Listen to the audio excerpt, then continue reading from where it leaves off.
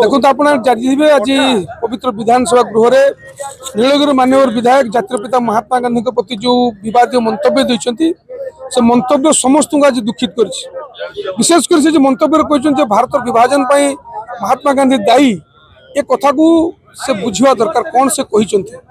एवं ये गोटे पवित्र विधानसभा गृह से कहते जहाँ को कि विजु जनता दल से निंदा कर समस्त आज दुखित होती विशेषकर विजु जनता दल तरफ आम बालेश्वर आज गोटे विक्षोभ कलु कुशपुत्र दाह कलु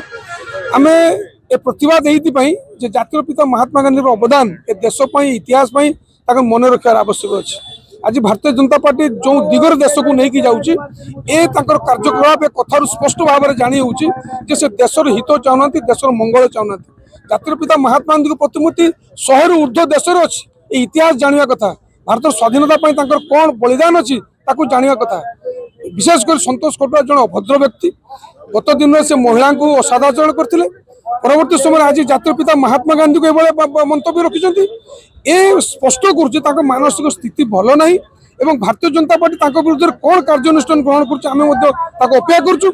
आशा करुँ पवित्र गृहर जो मर्यादा नष्ट होती बाचस्पति महोदय निश्चित भाव दृढ़ कार्यानुष्ठान ग्रहण करेंगे आगु को ए प्रकार जो कौन घटना न रखे भारत सम्मान पृथ्वी कौन जगह न कमु ए दिगरे समस्त यत्नवान होगा पड़े।